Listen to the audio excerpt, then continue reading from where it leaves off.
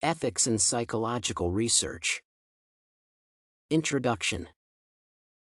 Whenever any psychological research is conducted, it is essential to uphold high standards of ethics.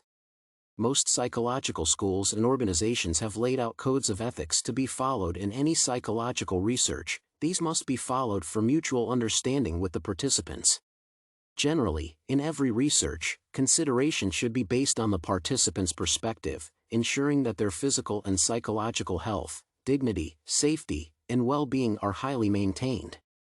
In ensuring these, it is vital to seek participants' consent and information. This would include providing them with full details of the study so that they make informed decisions on participation as well as free withdrawal whenever they want. In most cases, research is not started unless ethical approval is given by the organizations or institutions concerned. This is mainly done to ensure that all implications of the survey on participants are carefully examined before consent is sought. This paper will consider the ethical implications and problems of psychological research on participants as well as things to consider before conducting the research. Codes of Ethics.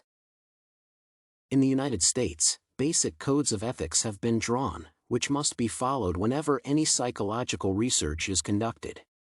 These codes concern confidence and mutual respect between researchers and participants, cultural differences, gender, race, consent, deception, debriefing, withdrawal, protection, publications, privacy, and confidentiality, among others.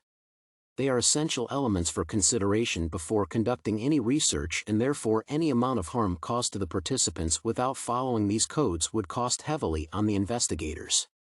They are categorized into three groups: those affecting research on humans, those on animals, and the others on practitioners of psychology such as, in monitoring other investigators to ensure that the codes are followed.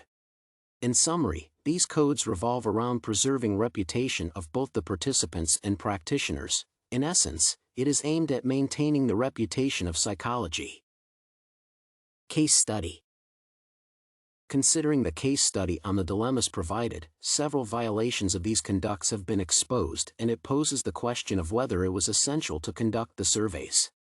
For instance, considering case study number 3, in which efforts were made to investigate the consequences of own space when urinating, a clear description is given of how the investigators hid in toilet stalls with periscopes observing and timing men as they urinated, without consent and unaware.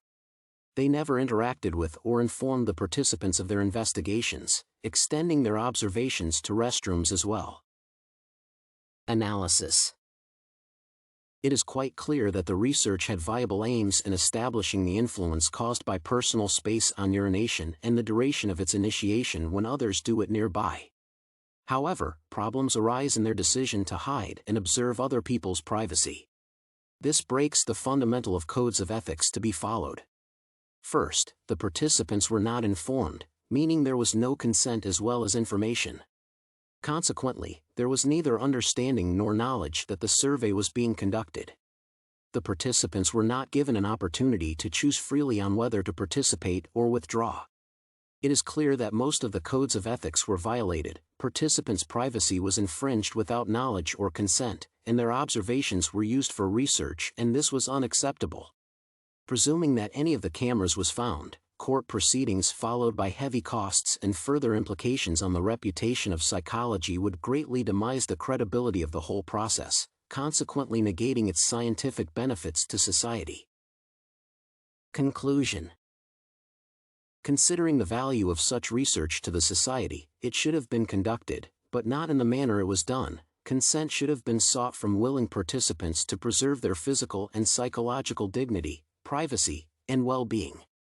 Every other psychological research should therefore follow these codes to preserve its reputation and avoid unnecessary costs in compensation of all affected participants.